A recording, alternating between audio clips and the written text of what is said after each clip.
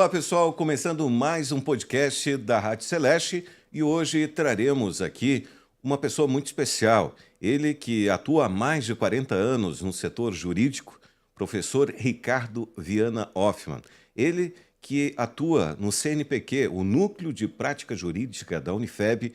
Ele é membro da Academia de Letras de Brusque e vai estar conversando conosco. É um prazer imenso tê-lo aqui no podcast, trazendo informações não só até do mundo jurídico, mas um pouco da sua história, que é muito marcante. É um prazer imenso tê-lo aqui, professor Ricardo.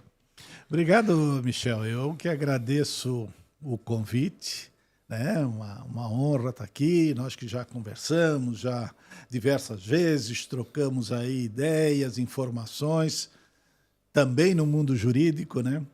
E na realidade, na Unifeb, eu trabalho lá no Núcleo de Prática Jurídica. Mas o CNPq não tem nada a ver? Não.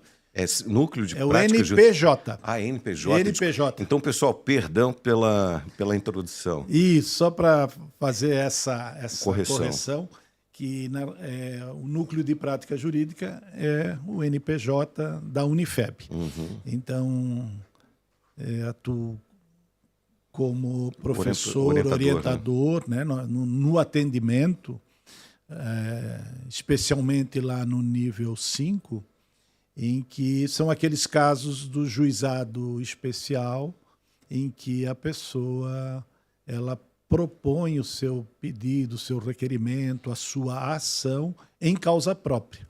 Né? Uhum. Então, essa é a atuação. Só para fazer a correção que é no tranquilo. NPJ. NPJ. E, professor, fala um pouco da história do senhor, até para as pessoas até que moram em Brusque, é normal a questão Hoffmann. O senhor falar um pouquinho, por exemplo, até da história do senhor, natural de Brusque, uma pessoa que marcou muito o seu pai, até a história. Fala um pouquinho, por exemplo, de onde que o senhor é e até fala um pouquinho até da história, até do seu pai, era uma pessoa muito importante aqui na cidade. Certo, não, obrigado aí por essa oportunidade. A família, eu sou nativo, né, natural aqui, nascido em Brusque, e meus irmãos também, meu pai também é daqui. O meu bisavô é que veio, então, da Alemanha, da cidade lá de Rothenburger ob der Tauber. Uhum. E quando ele chegou aqui, aí comprou terras, mas eles trabalhavam na agricultura, né? Plantação, tinha alambique.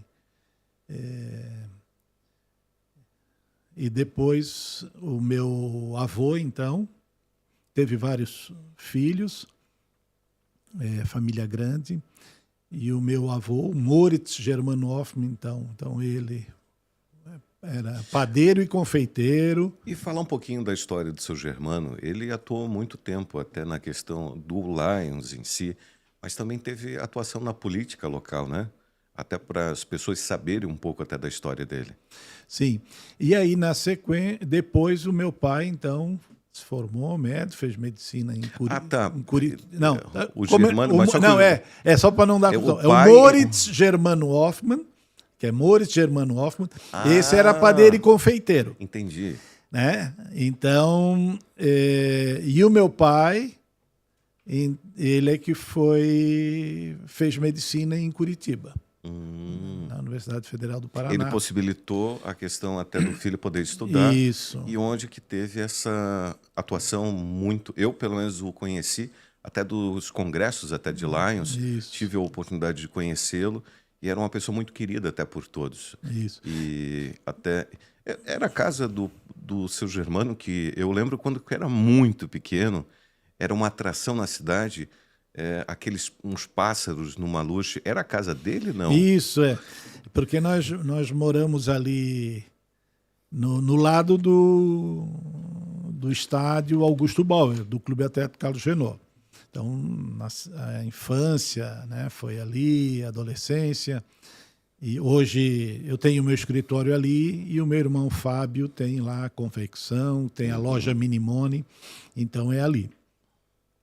E depois o meu pai se mudou, né, lá para o Maluche. Então lá tinha 2 pinheiros grandes, altos, né? E aí as garças começaram Mas era uma atração na cidade inteira, né? Eu lembro que eu morava na Santa Terezinha e a gente se deslocava lá de carro para ir até o Maluche para ver os pássaros. E era uma quantidade absurda de pássaros que tinha ali, até na pinheira dele, né? Sim, Era algo que marcou muito até na época, até quando eu era criança, até que era uma atração até na cidade. ficou acho que todo de 1 ano, quase 2 anos, 1 ano e meio aproximadamente, elas pousando e iam dormir naqueles 2 pinheiros. E vinha muita garça. E era bonita a chegada, né? Quando elas chegavam assim, em bando, para pousar no pinheiro. Então era uma atração aquilo, né? Depois aquele pinheiro ficava assim, todo branco, né? Por causa das garças, né? E o pessoal ia muito lá para assistir. Tinha um horário, se não me engano, um horário aí próximo das 5, 17 horas, 17h30, é um horário ali antes de anoitecer, escurecer. Isso aconteceu no inverno ali? Olha, foi aproximadamente em torno, acho que de 1 ano e pouco que... Mas era todo dia? Todos os dias. Elas vinham ali para dormir.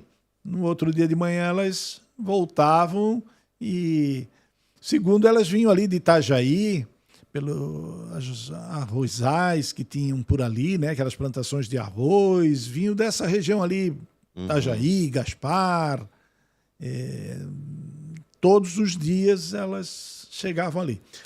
E o seu pai atendia mais a questão particular ou atendeu na questão pública? Não, ele foi médico, ele tinha o consultório dele, né, particular, onde atendia, mas também foi médico, trabalhou no posto de saúde, né, foi depois chefe ali durante muitos anos no posto de saúde do Jardim Maluche, e então atendia pelo INSS também, né, trabalhou na Zambuja, depois trabalhou na maternidade com os Carlos Renault também. E ele também atuou na questão política, ele chegou a presidente da Câmara até, né? Isso, há muitos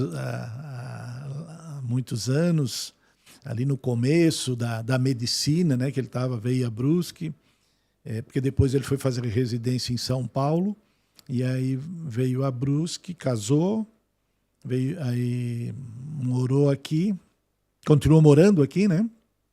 E aí se candidatou, foi candidato a vereador, se elegeu, aí foi presidente da Câmara, e anos depois, numa pesquisa, até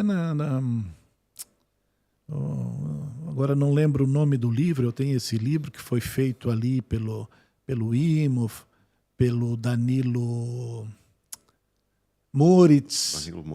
Né? E também tem um outro professor também que foi... O Celso, não? O Celso, eles escreveram o livro. E aí o Danilo Moritz encontrou no jornal Município uma reportagem dele, né? E que até então nós desconhecíamos. E aí, nessa entrevista no jornal Município da época, então ele foi consultado, inclusive, para ser candidato a prefeito. Mas aí ele... Declinou? Porque aí ele teria que largar a medicina. E aí ele disse que ele era médico. Antes de ser político e tal, ele era médico. Então aí ele não seguiu carreira política e encerrou ali, foi exercer a medicina até o final da vida. O irmão dele, eu lembro de ter visto ele editando um material, até um documentário da história até do seu Germano. Sim. E ele conta ali as suas memórias, um pouco essa atuação. Onde que as pessoas encontram? Tem no YouTube? Ou... Tem no canal do YouTube, tem lá Família Hoffmann. Quer dizer, agora procurar ali, vai ter várias famílias Hoffmann, né? Então, vão encontrar lá, tem um documentário, ele falando sobre a medicina da época, como que era a medicina, a questão das parteiras, né? Quando as mulheres iam ganhar o neném, os maridos não deixavam que o médico fosse fazer o exame na mulher, quem só podia fazer, porque eles não queriam que visse as esposas deles, eles ficavam na frente da porta. Então ele vai contando todas essas histórias e a importância da parteira também na época, das parteiras, tinha né? também a questão de exames de gravidez, até, mas também não tinha nada a ver com a questão de, para a mulher saber que estava grávida na época, tinha um formato até meio que curioso, né? Isso, aí quem conta isso, e ele fazia, era o Dr. Heinz Wirth. Eu até quero ver se consigo. Isso, e é por causa que eles faziam através ali, se eu não me engano, era da urina do sapo, né? Isso, algo assim. Então, na época, sim. E eu me lembro disso, que ele tinha um laboratório, né? Que era ali onde o pai residia, onde nós morávamos, ali no lado do estádio, do Augusto Bauer. E eu me lembro ali, ele tinha tudo umas caixinhas, uma porção de sapo. Então, às vezes, eu me lembro que eu ia lá no laboratório, então estava cheio de sapo ali e tal. Que ele tinha, que usava para fazer esses exames. Mas ele acompanhava todo esse processo também? Ou era mais... Não, ele mandava ali fazer os exames, né? Eram feitos ali no Heinz Wirth, que é primo dele, né? Sim. O Heinz e o pai são primos, né? Porque a minha avó é uma Wirth. E a avó materna, né? A avó paterna é uma Wirth. Ida Wirth. E agora, falando um pouco do senhor, como criança, sempre teve essa questão, tendência para ser um advogado? Como que era o professor Ricardo na infância? Não, nós moramos ali onde o meu irmão tem a loja, né? No lado do estádio. Então, a criança era ali, a turma, a gente se reunia, ia jogar futebol ali no Carlos Renault. E depois fomos encaminhando e estudando. E quando chegou a época do vestibular, até fomos fazer ali medicina, né? Então, fiz alguns vestibulares aí para medicina, mas acabei passando em direito. E aí caminhei pro direito. O senhor, como se disse, também tinha uma tendência à questão da medicina? Não, eu assim, eu até me lembro uma vez que o pai convidou para ir fazer, ele ia fazer uma cirurgia, aí eu e o meu irmão, né? O Mano. E nós fomos assistir essa cirurgia, né? Aí ficamos distantes assim. Mas eu comecei a passar mal, mas não, eu não tinha problema de ver sangue, isso não. Mas o cheiro da sala era muito forte. E aquilo eu comecei a... Eu acho que é isso, né? Talvez. Porque eu nunca tive problema de ver sangue e tal, nunca tive esse problema. Mas aí, por coincidência ou não, quando ele fez assim, né, o camarada estava deitado assim, né, nós estávamos longe assim, né, não podia chegar perto. Aí todo, né, assim, com máscara, todo paramentado, com luva, tudo para não contaminar. E tá, meu irmão. E ali, mesmo quando ele deu o corte assim, eu comecei a ficar meio... Então daí meio bamba e tal. Um foi pro direito, o outro foi mais para a linha. O Mano farmácia. Ele é farmacêutico e bioquímico. Bioquímico, isso. Então talvez eu não tenha esse contato humano também. Traumatizou então o seu Germano nesse dia, os dois. Não, o Mano ficou. O Mano até assistiu tudo, né? Ele não teve problema nenhum. Eu que me senti mal, saí e não voltei mais. E aí, foi na hora que eu cortei, tá? Não, pai, na hora que mas eu já estava me sentindo mal, já estava ficando assim, meio branco, né? Aquela coisa, palidez, e aí, para eu não cair, me levaram, né? E não sei, mas aí, enfim, depois também E de onde que partiu a questão até do direito em si? O senhor era bom na questão de português? A questão também tem esse lado pessoal, né? Porque lidar com humanos, como se diz, o dia a dia, como se diz a palavra humano, é algo que é convivência, é algo que é uma profissão também diferente, né? Que exige muito até do próprio profissional. Tinha essas características também? Eu sempre achei assim, sempre tive sempre procurei me relacionar com as pessoas, conversar, né? Buscar um relacionamento e conversa e tal. Isso eu sempre tive assim facilidade. Mas foi a minha mãe que me indicou, né? Ela disse, olha, cara, vou fazer direito, faz direito e tal. E eles eram muito amigos do doutor Euclides Cardial. Era advogado, foi um importante advogado, né? Um advogado assim... renomado, né? Não só na cidade, mas no estado de Santa Catarina. Ele atuava ele em que área? atuava no civil em geral, mas também na área tributária. Né? Ele era muito reconhecido, né? Nessa área tributária. Então, eles eram bem amigos, né? Dele, da dona Delcia, a esposa dele. E eles eram bem amigos, frequentavam casa um do outro e tal. E ali foi onde a minha mãe também, eu acho que se inspirou um pouco e conversou com ele. Depois ela me contou isso e tal. Tanto é que o meu primeiro lugar, assim, que quando me formei, que depois fui fazer lá um estágio, foi lá com o doutor Cardial, que até então ele nunca teve ninguém também, doutor Cardial. Ele era aquele advogado, lobo solitário, né? E aí, a pedido da minha mãe e tal, aí fiquei lá acho que quase um ano e pouco também lá com ele, e aí depois é que eu fui montar o meu escritório. E sobre a questão hoje, por exemplo, dos profissionais de direito, a gente percebe que existe uma concorrência muito maior. Como professor e também como profissional até 40 anos até no segmento, o que é que o senhor recomenda? Até é mais fácil ser um advogado, como se diz, associado ou atuar sozinho? Como que o senhor analisa hoje? Sim, o mercado, né, cada vez mais tem as universidades, né, no curso de Direito ele está bem, assim, né, todo lugar aí nós vamos praticamente encontrar, né, uma faculdade ou uma universidade, ela tem o curso de Direito, né? É difícil não ter. Então, há muitos profissionais. Mas o Direito ele também ele abre um leque, né?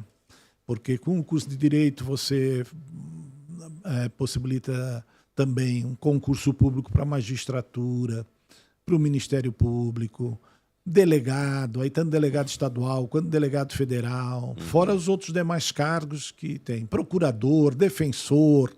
Então tem um leque maior profissional até da área de direito. Muito grande, né? Por exemplo, Polícia Militar, ele também faz o curso de Direito, porque daí ele possibilita ele fazer a prova lá para o oficialato, né? Para ele ser oficial. Então, tanto é que ali na Unifeb nós já tivemos e temos vários policiais militares que estão fazendo curso de Direito, né?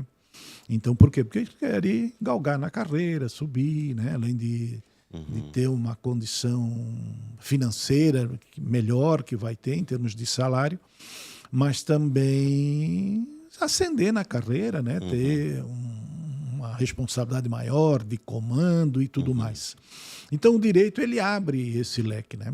E a advocacia também, né, possibilita, porque são muitas e muitas áreas. Você pode atuar na área previdenciária, criminal, civil. Dentro do civil são várias. Hoje o direito digital, né, direito ambiental, tributário. Então, que é uma área enorme. E os advogados têm conduzido, indo para essas áreas, né, se especializando nessas áreas. O senhor acha que, com a quantidade de profissionais que hoje entra no mercado, isso diretamente não reflete na questão de demora, na questão até do próprio judiciário, ou não tem nada a ver?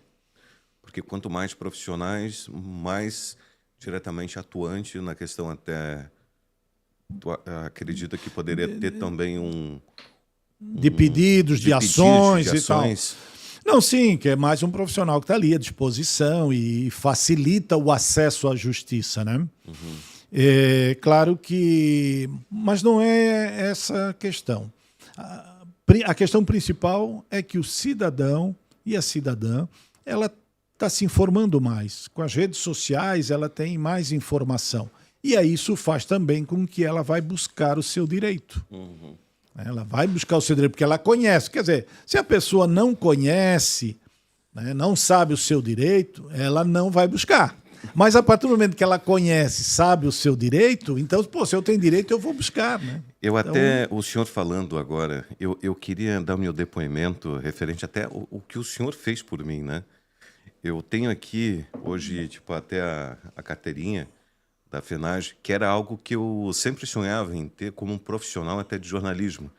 E eu consegui graças até ao professor, que teve a empatia até de quando tive o problema, porque assim, eu fiz a faculdade e ficaram praticamente, não era no Unifeb, era uma empresa de fora, e ficou praticamente quase um ano sem liberar o estágio. E até graças ao senhor que naquele momento interveio e acabei tendo a possibilidade, a faculdade abriu o estágio e consegui até me formar em jornalismo, graças ao senhor, e queria fazer até um agradecimento muito grande pela empatia que o senhor teve naquele momento. Te agradeço muito, professor, até foi muito importante a sua ajuda naquele momento, porque eu fui a São Paulo, tanto na Avenida Paulista, como também em Santo André. Cheguei lá e não resolveram presencialmente e tive que, até com a ajuda do senhor, foi eficaz. Então, eu acho que a maioria das pessoas sempre procuram, talvez até em último momento, como foi esse caso, até a justiça até para conseguir por exemplo, até para mim conseguir até me formar foi a intervenção do senhor que ajudou naquele momento. E é isso que muitas vezes muitas pessoas que não têm a oportunidade, e a importância do núcleo de prática jurídica da Unifeb, né?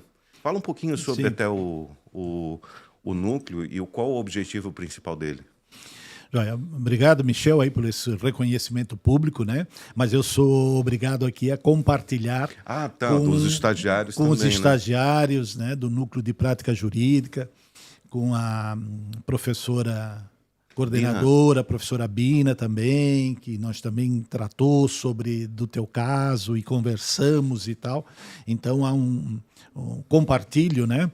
Essa tua gratidão aí com os demais colegas do Núcleo de Prática Jurídica da Unifeb e também dos acadêmicos, estagiários, né? A importância até porque muitas Perfeito. vezes é visto como, pô, já pensaste, tu tem que disponibilizar um valor, o núcleo de prática jurídica serve para situações pontuais como essa, de algo pequeno, mas também que tem um impacto muito grande, né? Como que foi esse caso em si foi a área civil, né? Sim, foi. E o importante, né, que tu falas aí, Michel, essa questão, que é possibilitar o acesso à justiça. Porque muitas vezes são questões de não grande montas em termos de bens materiais e de valores, né? E que se o cidadão ele vai buscar, às vezes, um profissional, às vezes o profissional não faz, olha, por causa de R$300, 400, 500 reais, tu vai pagar mais... né? Contratando o profissional, ou às vezes de custas processuais, ou tempo também. Então, por isso tem um juizado especial que possibilita que o cidadão e a cidadã vá em causa própria. Né? Claro, tem lá os requisitos legais que tem que ser observado, mas ele pode ir em causa própria. Então, esse trabalho, os acadêmicos, sempre acompanhados e orientados pelos professores e professoras, eles vão elaborando, porque eles já dominam, né? Já estão lá nas últimas fases, então eles já dominam o escrever, a peça, elaborar a peça. Mas sempre o senhor está acompanhando. Eu percebi que toda a elaboração da peça é feita pelo aluno, mas o aval é feito pelo senhor, que já tem 40 anos até atuando, e a importância desse aluno estar junto com alguém de experiência, né? Isso, nós temos lá, porque tem a atuação também na vara da família, no direito de família, no direito civil. Então, são várias vertentes, são vários professores, né, que atuam nessas diversas áreas. Eu, junto com a professora Samantha, a professora Shirley, a professora Shirlene, ela vai me matar, a professora Shirlene, ela, mais a professora Bina, então, que nesse semestre estamos atuando no nível 5. né, que é esse em que vai em causa própria. Então, os acadêmicos, eles elaboram a peça, o pedido, né, fazem um atendimento sempre acompanhado por um professor e uma professora. Isso aí é uma determinação institucional, legal também, que eles não podem fazer isso sem o acompanhamento, né? E tem os casos que são casos de família, que aí seria o nível 3 e 4, são os casos de direito de família, aí sim acompanha, inclusive o cidadão ele é acompanhado, aí se ele tem que, um dos critérios é o índice de carência, né? Se ele tem condições de contratar e pagar advogado, advogada, aí ele tem que contratar. Se ele não tem, né, e que não possa ser atendido pela Defensoria Pública, ele pode atender ali ser atendido pela Unifeb. Ali sim, aí o advogado acompanha na audiência, acompanha o tempo todo. No nível 5, que é em causa própria, não, ele vai para a audiência sozinho, né, que pode ser virtual também ou presencial. E quantos hoje profissionais do senhor hoje existe um cálculo de quantos passam diretamente na ordem? Tem um percentual, por exemplo, de cada 100, tantos passam na ordem? Existe alguma pesquisa referente à questão do curso ali ou não? Existe.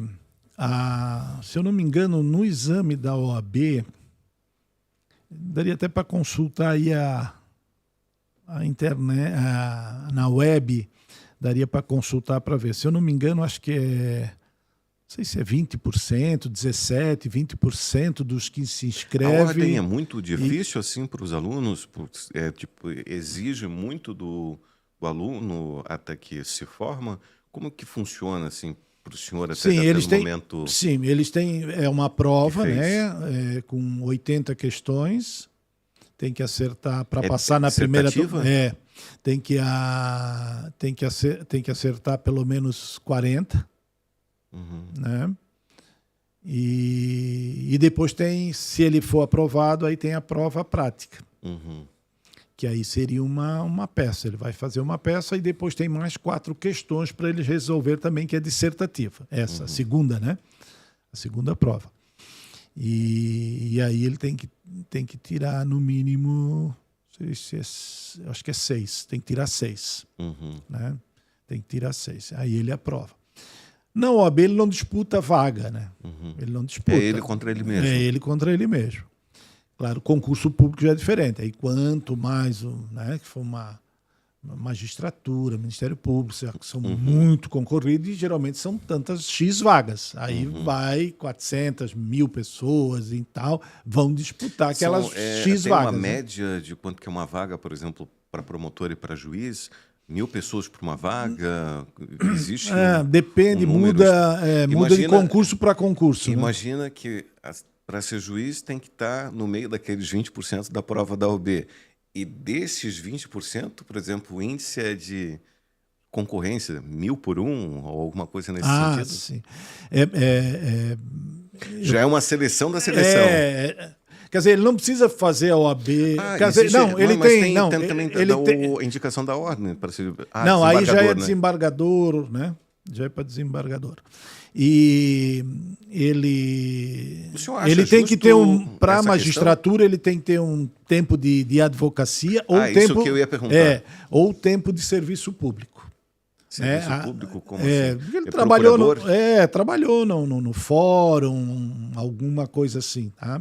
Então também tinha isso. Eu agora faz tempo que eu não acompanho, talvez eu não sei se presidente isso também da OAB aqui um tempo, né? Fui presidi aqui a nossa subseção. E fui conselheiro estadual também. E qual a importância do calouro, vamos subir, o calouro, ou até o estudante, o ex-formado, de estar atuando em instituições tipo empresarial, OAB, porque ali é como se diz, uma rede de contatos até para eles também, né? Sim. Nós, professores e professoras da prática, nós sempre orientamos, né, e os professores em geral, nós sempre orientamos para quanto mais, quem tem oportunidade, Tem aluno, aluna que não consegue, ele tem que trabalhar porque é com aquele dinheiro, naquela atividade dele, que ele consegue pagar a faculdade. Né?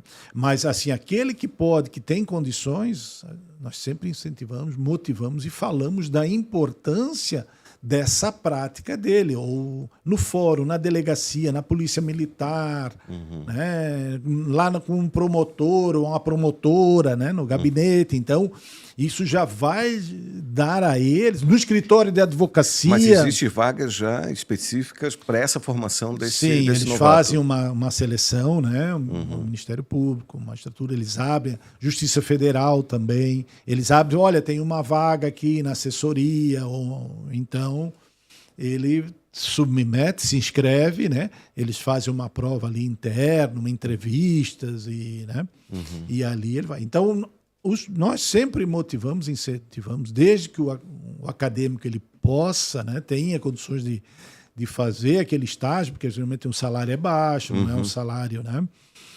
E se ele tem a ajuda dos pais, ou alguém que ajuda, ou ele tem alguma bolsa, algum incentivo para estudar, que ele tem a oportunidade de estar numa dessas instituições e já fazer o estágio, ele tem um ganho na prática, porque ele já vai linkar, né, a teoria com a prática, ele vai ter um ganho enorme. O senhor tem escritório próprio, até se fosse voltar lá no passado, a questão, o senhor se arrepende de não ter talvez tido uma linha mais, por exemplo, associada, ou o senhor hoje orienta ter o seu próprio escritório? Como que o senhor analisa depois de 40 anos? Eu acho que estar associado, ter mais, eu acho que é necessário hoje, né? Claro que tem, né? Ter outros colegas, colegas pelo porque fato tu amplia também até a segurança, por exemplo, de debate de peças, estratégias, algo que já aconteceu, que pode ser orientado também. Um escritório grande poderia ter esse feedback em peças processuais, né? Perfeito. Além de possibilitar esses debates, essas discussões, e tem casos em que o advogado necessita de outras áreas. Né? O direito não dá conta de tudo, de resolver tudo. Né? Tudo, olha, tem um problema, vamos fazer lei. Vamos punir, vamos dar multa, vamos... O senhor acredita que o Estado é punitivo, punitivista? O senhor acredita que, pela legislação, o Estado é punitivista ou não? Eu acho que, no momento, nós estamos vivendo assim, um momento em que há uma... excessos? Difícil assim dizer, né? Por exemplo, se a gente pensar porque assim, o na área do direito é subjetivo, então depende do ponto de vista, do lado que diretamente tu tá. Dependendo É que tem corrente do direito, né? Vamos pensar direito penal, mais punitivista. E tem corrente que não deve punir tanto, que deve ressocializar, que deve educar. Então são duas vertentes. Teve um desembargador, até eu tive na palestra, naquele fórum, era um fórum. Era o primeiro Congresso Internacional de Direitos Humanos e foi engraçado e Cidadania da Unifeb. Algo que eu tinha comentado com ele até sobre a questão de ser bom demais, porque eu via ele como uma pessoa muito humana, né? Sim, muito. Eu falei, poxa, eu admiro até o trabalho do senhor, mas o senhor não eu acho que a questão de pessoas ter ódio de pessoas que são humanas. E até depois, eu acho que foi 3 ou 4 semanas depois, eu vi no noticiário que ele foi... teve uma notícia lá, por exemplo, de uma pessoa tentando, sei lá, chamando palavrões e outras coisas a mais, né? O desembargador, o Marcos Buch, ele é LGBT. Né? Ele é assumido, e casado com seu parceiro. Então, ele é muito aberto a isso e sofre esse tipo de preconceito, né? Que é a homofobia. Então, ele acabou, semanas depois que esteve aqui, né, fazendo a palestra, ele acabou... E foi algo que eu até tinha comentado. Sendo ofendido e sofreu todo esse porque ele comentava muito sobre essa questão humana, e eu acho... na minha percepção, tipo, que a gente sempre tem que ver pelo lado humano. Eu acho que se a gente passar para ser a inteligência artificial pode interpretar de forma muito literal, igual à lei. Então não precisaria de gente humana. Eu acho que ele representa diretamente o que deve ser, tipo, na minha percepção, a questão até da própria pessoa que julga. Então eu tenho tipo uma pessoa, por exemplo, que tem um lado mais humano até. E é algo que me chamou muita atenção, é que quando a pessoa é um lado mais humano, ela passa por uma represália, tipo, ser perseguido. E eu acho que depois de 3 semanas que eu tinha falado lá no Congresso, aconteceu aquela situação que eu até depois, eu não sei se eu cheguei a comentar até para o senhor, né? Mas eu achei até interessante até que todas as pessoas que é focada para a questão humana parece que passa por um certo preconceito em si, porque eles não analisam muitas vezes de um outro ponto de vista, né, da pessoa que está sendo, como se diz, a pessoa muitas vezes ela passa por situações, só que a legislação é vista e interpretada de forma diferente para dependendo de quem é a pessoa. É a minha percepção, né? Não, eu penso que é algo É, que tu é, é, colocas é uma percepção minha, não estou isso. dizendo que é para ser isso, né? Ainda mais hoje, né? Como a sociedade tá assim. Polarizada um pouco, né? A questão Muito política, né?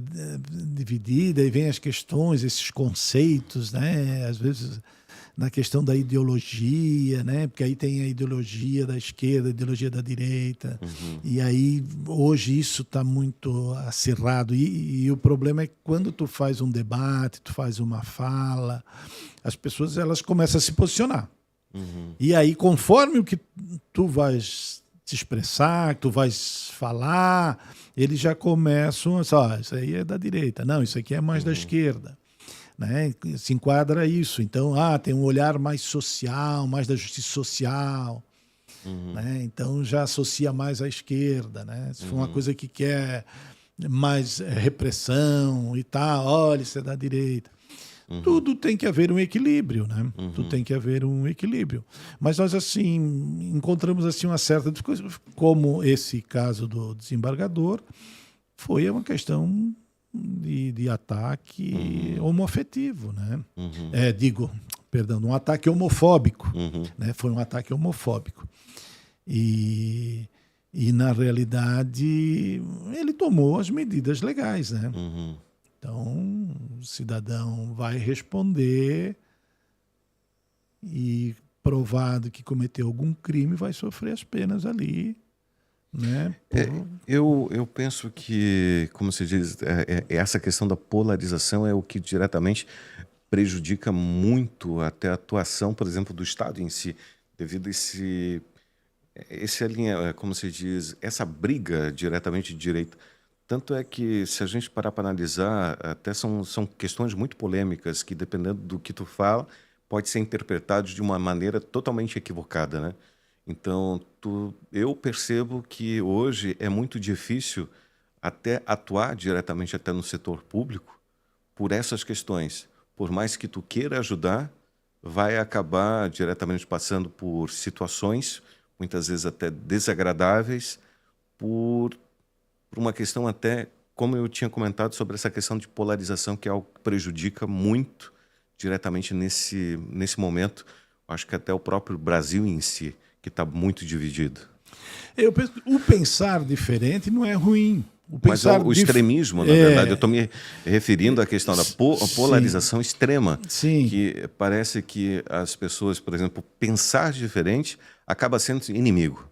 Então, assim, eu não estou me referindo do pensar diferente. Eu acho que o pensar diferente é muito importante, ter ponto de vista diferente.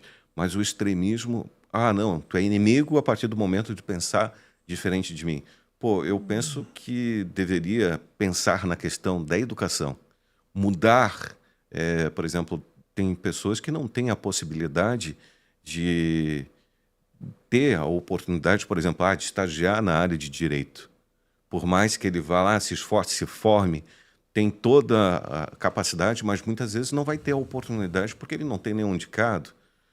Teve agora situações que a gente percebe que não é por questão de educação, é por questão de oportunidade mesmo. Então, o Brasil se tornou tipo uma situação delicada que mesmo com investimentos na educação, parece que não absorve até todas as pessoas que estão se preparando para melhorar a situação até do próprio país. É o meu ponto de vista um pouco. Não, sim, o que eu iria chegar lá, o que eu queria dizer é o seguinte: o pensar diferente não é ruim. O que não pode é eu não aceitar e eu ter o meu forma de pensar como uma verdade absoluta. E aí eu não aceito o outro. E esse aspecto coloca, né? Diz, olha, é meu inimigo. Se não pensa igual a mim, é meu inimigo. Não. Né? É porque nessas divergências de ideias e pensamentos é que a gente vai crescendo, que vai construindo, né? Porque tu podes me falar alguma coisa, pô, isso aqui eu nunca tinha olhado sobre esse ponto, nunca tinha analisado, ele traz uma coisa. E isso pode modificar ou não, ou parcialmente, né, a minha forma de pensar e da mesma forma, eu posso te trazer alguma ideia e te trazer alguma coisa, fazer, olha, isso aqui é interessante. O importante é o diálogo e respeitoso, né? Eu acho que esse é o principal. Nós precisamos aprender a escutar, né? Ouvir a ideia para depois trazer o ponto de vista e assim vice-versa. E aí a gente consegue construir o diálogo e consegue construir ideias, construir pensamentos e evoluir nessa questão, né? Professor, como o direito é algo subjetivo, qual a importância, por exemplo, de sociologia, filosofia, até para entender diretamente todas essas problemáticas até da sociedade em si? Isso, aí eu comentei ali no início que o direito, a ciência, enquanto ciência, ela não dá conta de tudo. Né? E aí muitas coisas colocam, olha, faz a lei, endurece, cria lei para punir. E são problemas que são problemas sociais. Né? Não é o direito que vai resolver, não é a lei que vai resolver. Mas há uma tendência nesse sentido, achando, vamos fazer uma lei. Vamos multar, vamos tal. Mas não, precisa de outras ciências, né? Sociologia, antropologia, o direito, a psicologia. Né? Então, o direito se socorre nessas ciências para muitas vezes achar a melhor solução, o caminho para encontrar a paz na sociedade. Né? Então, não dá para pensar o direito sozinho vai resolver tudo. Não. Né? E o senhor, como atuante da questão de direitos humanos, existe já uma linha de pensamento que o senhor seria algo, vamos supor, de esquerda? Tem essa questão de preconceito, que quem atua diretamente nessa linha seria já uma ala da sociedade que muitas vezes está nessa polarização que é discriminada? Sim, há um determinado grupo, assim, algumas pessoas que não concordam, né, porque o que é o direitos humanos? Direitos humanos são leis. Né? São leis, só que nós estamos tratando na esfera internacional, do direito internacional. Né? Muitos desses direitos que o Brasil recepcionou e adotou estão na nossa Constituição. E aí eles recebem o nome de direitos fundamentais. Mas se fizermos a leitura de algum tratado internacional, convenção, declaração, nós vamos ver que muitos direitos que estão lá estão na nossa Constituição. E que, principalmente, não só ali, ele está em toda a nossa Constituição, mas principalmente, né, tem ali no artigo 5º, que inclusive é o capítulo dos direitos fundamentais, que é o nosso direito, que é o direito para proteger o cidadão. Né? O maior violador de direitos humanos é o Estado, através dos seus agentes. Né? Então, os direitos humanos é para proteger o ser humano, o cidadão, do Estado ou de outras forças, né, que venham violar os direitos dessas pessoas, do ser humano. E aí, muitas vezes, há uma incompreensão com relação a isso, porque muitas vezes a mídia acaba também trazendo algumas coisas, às vezes algumas lideranças políticas, religiosas, né, não explicam, né, não aceitam, né? Porque aí nós já escutamos essas expressões, né? Em algum momento, né? De alguma liderança política, de um líder, de um influencer, enfim. Os direitos humanos para humanos direito, né? Bandido bom é bandido morto, tá com pena, leva para casa. Então, não, os direitos humanos, a pessoa só vai mudar, muitas vezes, de opinião quando ela tiver esse seu direito violado. Essa questão, por exemplo, polêmica que teve recente até da questão do Rio de Janeiro, o senhor acredita que a questão, que muitas, por exemplo, posições estavam colocando sobre atuações mais inteligentes, afogando diretamente, economicamente, é mais eficaz do que diretamente atuar de forma letal, onde que, infelizmente, 4 policiais foram mortos, causando esse prejuízo para essas famílias, e também 120 mortos ao todo. Como o senhor analisa essas questões? Direitos humanos têm poder de atuar também no direcionamento de atuações do combate ao crime de forma mais não letal? Eu acredito que sim, eu acredito que esse deve ser o objetivo. É claro que nós não podemos interferir, né? Exigir do policial, se ele está num confronto, que ele não atire. Né? A vida não é dele. Essa questão. Então, não, vou chegar lá. Então, nessa questão, não tem. Aí eu penso, se alguém vem me matar, eu vou me defender. Né? O direito prevê legítima defesa. Porque 4 policiais foram mortos, que 4 famílias que perderam até essas pessoas, trabalhadores diretamente, que poderiam atuar de forma, eu acho que, diferente, neutralizando, talvez, e prendendo diretamente pessoas de forma diferente, né? A imprensa noticiou, inclusive, um caso recente, né? Acho que foi do PCC, né? Que a polícia atuou, conseguiram lá bloquear milhões de reais dessas instituições que vêm a enfraquecer, porque o poderio econômico é muito forte, né? Então, o poderio econômico forte possibilita a compra de armas, possibilita corrupção, né, de autoridades, né? E que a gente vê, volta e meia, tem na notícia a polícia prendendo policiais, prendendo delegados, prendendo juízes, né? Que estão envolvidos, porque é a força, é o poder econômico. Então, atuar nessas áreas, sim. Né? Eu penso assim que sempre é muito fácil para um governador, ele está lá no seu, eu até comento hoje comentava com os meus alunos, que é muito simples para um governador estar lá no seu gabinete, ar-condicionado, na segurança, encaminhar, né, a polícia, sobe e tem agora para as famílias que tiveram ali os policiais falecidos. Se torna uma questão até esfera internacional, questões, por exemplo, de líderes extremamente... Não estou dizendo que são numa situação confortável, enquanto o pessoal de frente de batalha estão lá sofrendo, né? Muitas vezes por brigas, por exemplo, políticas, quem paga diretamente, muitas vezes, é a pessoa que não tem nada a ver com a história. Às vezes há um interesse político, se sobressai a segurança. A segurança é um direito humano. A segurança é um direito humano, é assegurado a cada um de nós, a cada cidadão, o direito à segurança. Agora, isso é sobreposto por interesses políticos, né? Então,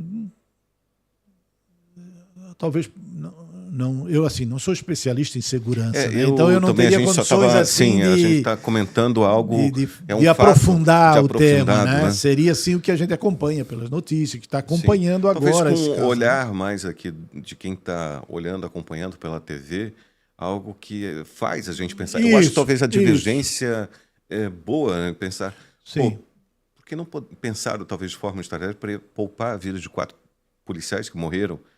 Mataram tantas pessoas, mas são pessoas que poderiam estar presas naquele momento.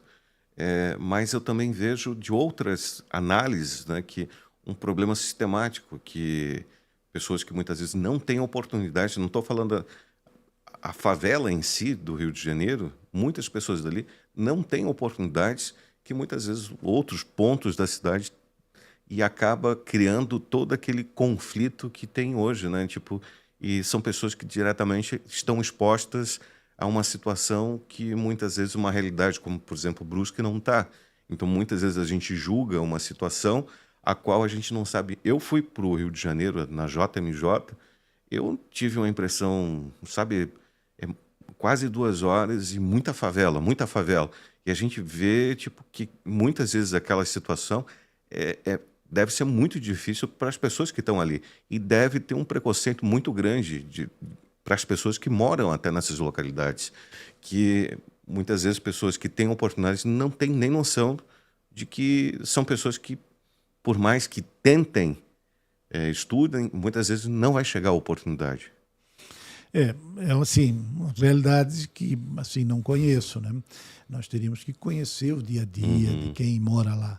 Nós teríamos que conhecer a realidade do policial que trabalha lá, que sobe, que é uns labirintos e que ele pode tá indo lá prender alguém, combatendo o crime. O crime tem que ser combatido, né? O crime tem que ser combatido. E num labirinto daquele sai alguém, atira, né? É um trabalho extremamente insalubre, né? Porque eu difícil, acho que né? Não é complexo. Exemplo, eu acho que nós não podemos assim julgar, simplificar, né? E sair julgando. É algo extremamente, eu penso muito, que sim. muito difícil. Agora eu vejo assim, é triste para o país, né? E eu acho que aí nós temos que repensar, enquanto nação, enquanto povo, né? Essa questão. 120, 130 mortos, e tudo bandido, tem que matar mesmo. Pô, não tem outra solução, não tem outra forma. Né? Os direitos também humanos e fundamentais que são violados também do cidadão que lá reside. Né? Por que os governos responsáveis, vamos pensar Rio de Janeiro, o governo, a prefeitura, nunca pensaram em fazer uma atuação lá diferente, de tirar uma parte do povo lá, porque é algo que não, eu penso que seria quando a gente assiste assim um vídeo, assisti esses dias um vídeo mostrando a favela, aquelas casas uma em cima da outra, tudo, né? São questões que só passa uma pessoa às vezes ali numa, e como a engenharia poderia resolver isso, né? Mas assim, tu não vê nada, nenhuma discussão dessas autoridades pensando em tentar solucionar isso. Olha, vamos reunir aqui arquitetos, engenheiros, para pensar o que pode ser feito. Não, mas só dá para fazer, no meu mandato, são 4 anos, só vou conseguir fazer 500 metros, 100 metros. Tá bom. Mas a sociedade quer que faça sempre. Então, o próximo que vier vai dar continuidade. Mas onde vai esse povo? Não sei. Vamos arrumar, alugar casas, vamos construir habitações para ele em outro lugar, vamos tirar, vamos desapropriar aquele ali, e aí sim vamos fazer ruas largas, iluminadas, com biblioteca, com escola, com unidade de saúde, de policiamento. Vai acabar a criminalidade? Talvez não, mas que vai reduzir. Colômbia fez isso. Mas eu até entendo a questão até da própria polícia, porque teve uma época até que eu trabalhei no abrigo de Brusque, e teve naquele período até de frio muito intenso, e tinha um trabalho ostensivo da gente procurar até as pessoas de vulnerabilidade e tentar levar elas para o abrigo, onde teria banho quente, teria toda a questão, por exemplo, estrutura lá, edredom, tudo. E é tão frustrante, porque tu vê lá a pessoa... eu lembro que foi uma cena que me marcou muito, era uma pessoa que já frequentava o abrigo, e quando a gente chegou lá, eu vi a pessoa que frequentava, estava lá na capela mortuária lá da Santa Terezinha ainda quando estava aberta. E ele preferiu, eu pensei, eu vou falar com ele, tá muito, mas muito frio, estava naquele dia. E ele preferiu ficar lá, no gelado, no piso gelado, do que ir para o abrigo. Sabe assim, então, é muito ingrata também essa questão, por exemplo, lidar com o humano, porque por mais que tu tenha um coração de tentar ajudar a pessoa, ela tem que também aceitar ser ajudada. Então ela preferiu estar lá bebendo, usando droga, e é uma pessoa que eu, pelo fato até de estar trabalhando junto, e eu vi outras situações, mesmo tu tentando ajudar, teve uma que tentou me cuspir. Tipo assim, são situações tipo, que tu vê que são situações delicadas, muitas vezes, tu trabalhar com pessoas de vulnerabilidade. E eu entendo um pouco, talvez até algumas situações, que por mais que tu queira, como a questão até da própria arrumar as velas da favela, pode ter até conflito nessa situação de querer ajudar, pode também ter essa problemática, por mais que queira fazer alguma coisa, existe um problema sistêmico que muitas vezes é muito difícil de lidar. Sim, a questão da pessoa em situação de rua é complexa, né? Eu disse que não é algo assim simples, com soluções fáceis, como a gente já ouviu, inclusive aqui na nossa cidade. Não é complexo mesmo, a sociedade precisa olhar isso, né? Simplesmente internar todo mundo, não é por aí, né? Tem que internar aqueles casos que necessitam de internação. É que ele tem o Porque direito de ir e vir, né? É isso, tem o direito de... Só que eu não conseguia, talvez, entender, naquele dia, era muito frio, professor, chovendo, e tipo, tinha toda a estrutura, cama, edredom, tudo limpo, a estrutura muito... E ele preferiu, não ele, mas também um grupinho lá da galera todo, preferiu ficar lá no piso gelado. E tu não consegue, sabe, entender como diretamente essas pessoas, por exemplo, optam por estar ali. Eu sou a prova viva de que aquele dia foi uma das frustrações mais grandes da minha vida, sabe? Porque a pessoa, eu gostava, em outros momentos, a pessoa frequentava o abrigo, é uma pessoa muito bacana, mas do nada, tipo, a pessoa, sabe, assim, muda. E tu querer ajudar a pessoa e a pessoa não querer. É algo diferente, sabe? São várias questões, e aí, né, por isso que eu digo, o direito penal não resolve tudo. Né? Claro que se uma pessoa em situação de rua cometer algum crime, algum ato criminoso, ela tem que ser, caso de polícia, a polícia, né, tem que tomar, polícia civil, polícia militar, né, que vai atuar, vai prender, ele ser devidamente sofrer o devido processo legal. Agora, são questões também que são questão de saúde, né? Ou alguma doença mental, algum trauma, que é a questão da psicologia, que vai... Então, tem que possibilitar esse atendimento, né? Eu penso que o Estado, o município, tem que possibilitar, dar essas condições. Esse trabalho que você, em um momento, fez. Olha, vamos lá, vamos aqui. Então, essa abordagem que é feita, que deve ser uma abordagem humanizada, né? De convencimento, que não é simples, né? Não é simples, é uma pessoa que muitas vezes está ali traumatizada, com série de, né, sofrendo aí, imagina os traumas que não passou, né, mesmo vivendo aí numa, assim, que há certa liberdade, mas não essa liberdade. Eu lembro que eu me dava bem até com esse até andarilho, que eu levei um gravador na época no abrigo, e ele cantava, gostava de música, pagode. Eu lembro que eu gravei até ele, e a gente editou o material, e ele viu como ficou a música dele, e ele ficou muito empolgado, e eu vou estudar agora. Então, assim, eu via tipo um interesse muito grande até de estar no abrigo, porque daí até como eu trabalhava com rádio, eu acabei tipo nesse lado, mas mesmo com essa conexão que a gente tinha, eu vi que, ele não foi, e vi que tinha pessoas naquele momento. Quando eu cheguei, era outra pessoa. Não era a mesma pessoa que... a gente tinha uma troca muito legal, só que chegou lá, parece que assim, o álcool, todos esses problemas vêm à tona e eu não quero ir, não tem jeito, não quero. Mas tá muito frio. Mesmo tu querendo ajudar, tu não tem como fazer nada. E isso ali foi para mim algo que me marcou muito, né? E muitas vezes tipo, tem coisas que não tem, porque depende da outra pessoa. É o ser humano demasiado humano, né? Então, e nós temos que nos socorrer nessas outras ciências para tentar resolver, pelo menos buscar um caminho mais, né? Tirar a pessoa para que ela se encontre, que ela possa tomar um caminho. Seguir. Muitas vezes são oportunidades, às vezes são preconceitos. Eu me lembro, ano passado, me convidaram para participar de umas reuniões onde estavam algumas pessoas em situação de rua, né? E um cidadão lá comentou, ele estava em emprego, estava trabalhando, só que ele estava em situação de rua. Ele ia, trabalhava e ia dormir no abrigo, né? E aí chefe lá, alguém superior, e ele já estava assim numa função que estava cuidando, era numa facção, alguma coisa assim. Confecção, não me lembro.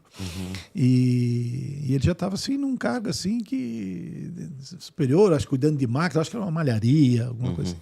E aí o superior a ele descobriu que ele era a situação de rua. Aí tirou ele daquele serviço que ele estava dando e botou ele para varrer banheiro, para e tal.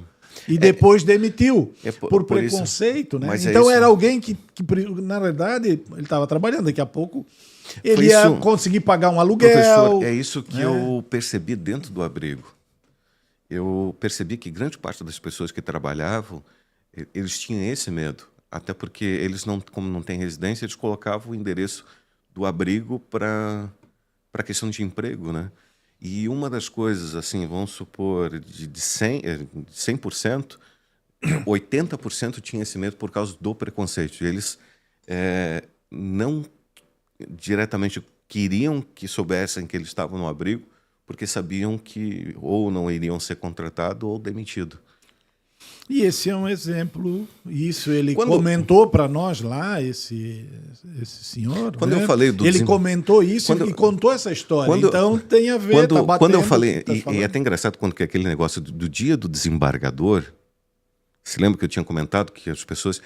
E eu percebi que comecei a ser perseguido porque eu estava ajudando. Eu levava muitos até em entrevista de emprego. Tipo, eu via, tipo assim, que muitos queriam sair daquela situação e não tinham oportunidade.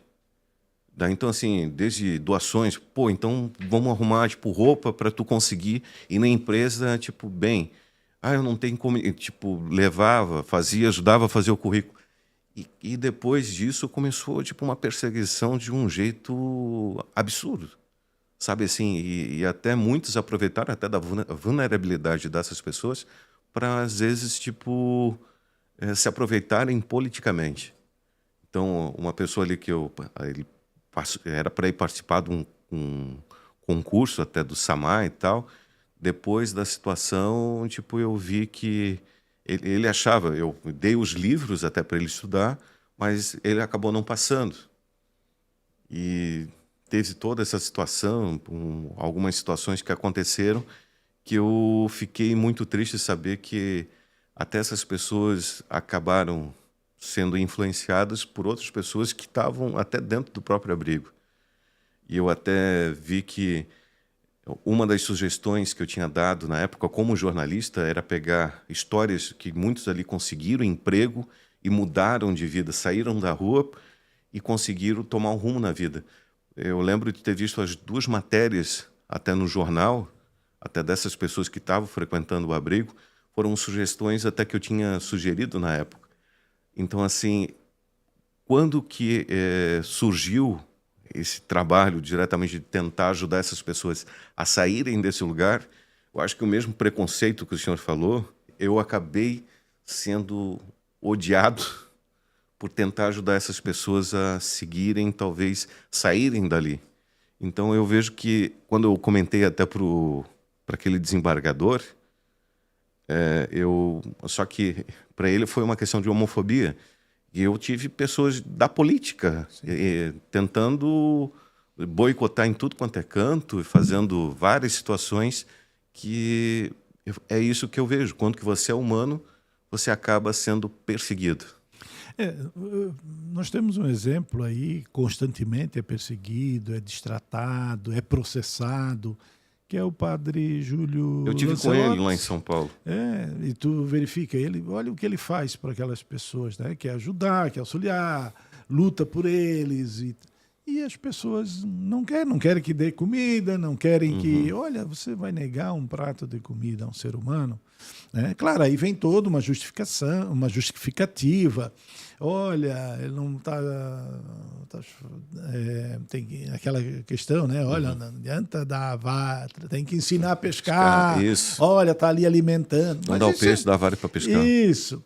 Então, essas questões, né, que tem essas justificativas, mas olha o que ele faz o bem, né, para essas pessoas. É uma questão que não é simples, é complexa, não é algo assim que a gente... uma frase pronta...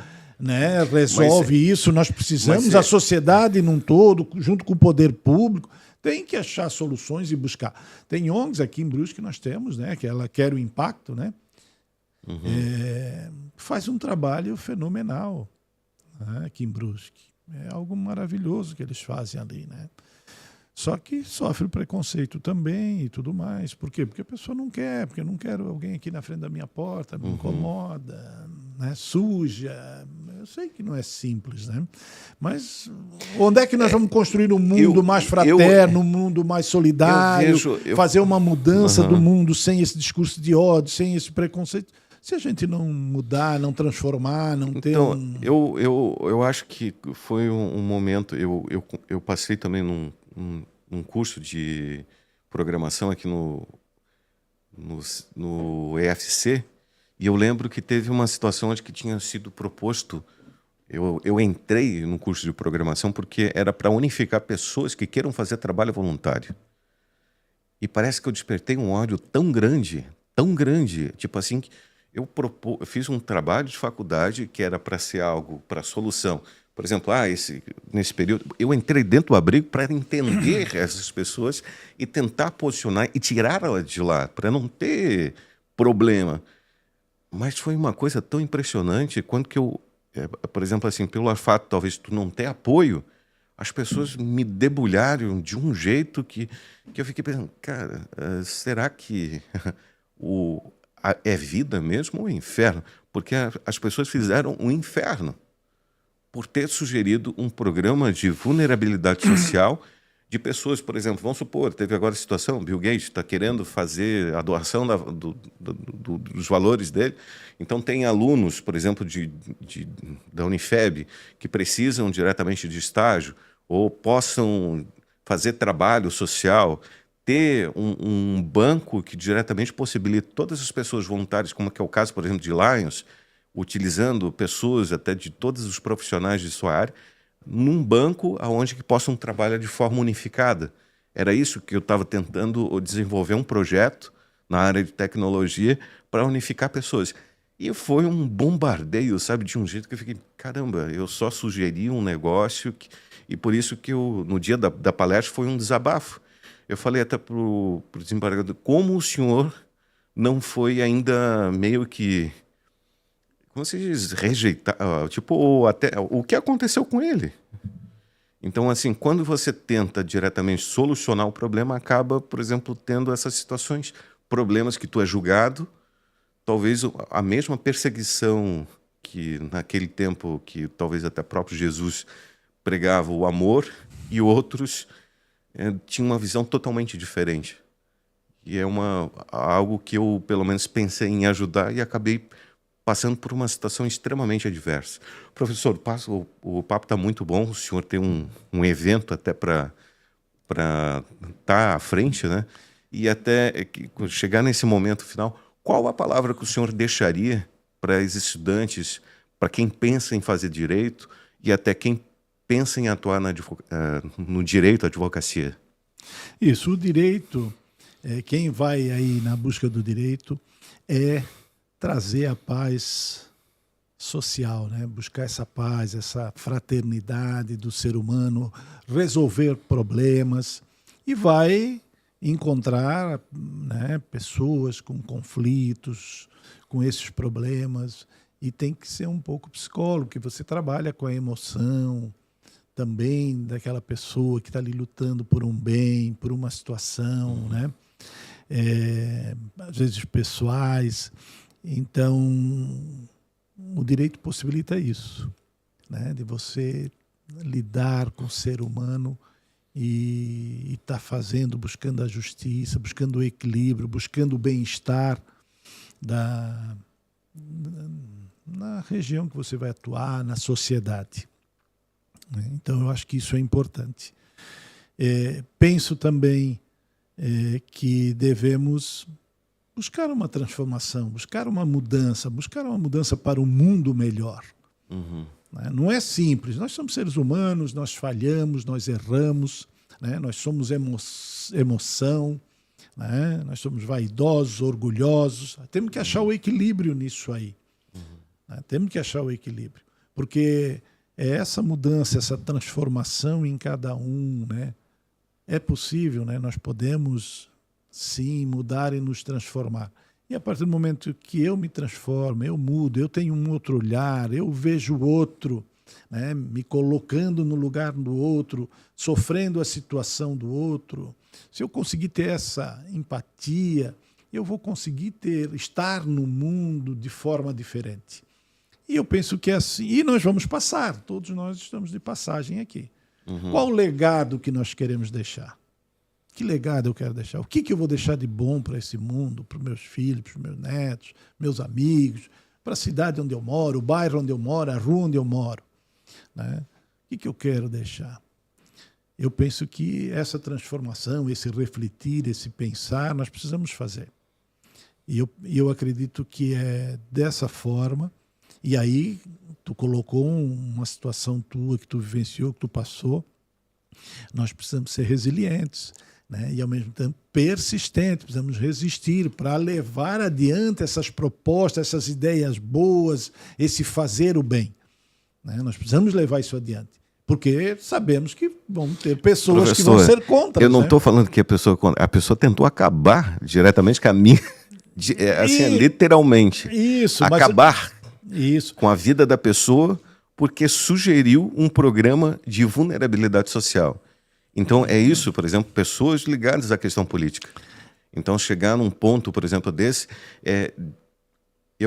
chega num ponto que tu fica assim, desacreditado na humanidade. Então, tu vê que todo o problema é causado porque tem pessoas que querem que muitas pessoas estejam na vulnerabilidade. E é isso que, tipo, se tornam... Então, você muitas vezes não tem toda uma estrutura que muitos têm. Sim. Então, assim, imagina, você depende do trabalho. Daqui a pouco a pessoa está ligando lá para tentar te prejudicar até no teu trabalho. Então, são situações, por exemplo, que você vê que é muito difícil tu querer fazer o bem. Tu vai criar uma inimizade muito grande, e dou o conselho, pelo menos até para as pessoas, cuidarem muitas vezes até por essas questões, porque hoje, com a polarização que está, existe uma raiva muito grande, pelo menos das pessoas que têm esse lado humano. Parece que as pessoas se tornaram duras, sabe? É uma coisa que é difícil hoje. Verdade. Por isso que eu acho que nós temos que fazer essa transformação e essa mudança em cada um de nós, para que possamos ter um mundo melhor e também deixar o mundo melhor aí para as novas gerações. Eu gostaria de agradecer, foi um bate-papo aqui, falamos de tudo um pouco, né? Acabamos falando de tudo um pouco, talvez se fosse... Só esquecemos de falar da Academia de Letras, que o senhor também participa, né? Isso, Academia de Letras do Brasil, pelo menos o pessoal... Brusque, e então tem um grupo, poetas e tal, que se reúnem, se encontram. Nós aqui na região temos Guabiruba, tem Botuverá também. Então, que pensam a literatura, que pensam o livro, que pensam escrever, incentivam a leitura.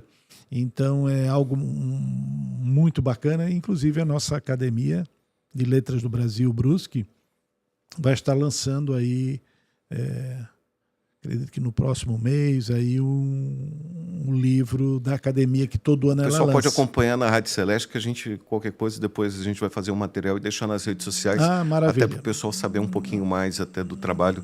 O senhor também, junto até a academia, que eu acho muito interessante também. É algo para a questão de legado, né? Tipo, é muito importante essas cabeças pensantes ali. E eu sempre digo para os meus alunos, Michel, leiam, leiam e leiam. Quem lê é diferente, ele tem um outro olhar no mundo. Então, não deixem de ler, leiam bastante. Mais uma vez, obrigado pelo convite, uma outra oportunidade aí, aceito com muita honra, é muito bom esse bate-papo, porque tu conversa atrás de tudo um pouco, então fica bem bacana, e eu só agradeço, tá? Pessoal, eu queria agradecer imensamente ao professor Ricardo. Ele trouxe aqui muitas informações interessantes. E para vocês conhecerem um pouco mais, eu digo até a Academia de Letras, a atuação dele junto ao Núcleo de Prática Jurídica, acompanhar as redes sociais até da Unifeb, que vale a pena porque ele tem participação em vários movimentos. Agradecer imensamente até ele por estar hoje aqui e acompanhe o podcast da Rádio Celeste, que a gente vai ter muito mais entrevistas. Valeu, pessoal. Até o próximo podcast.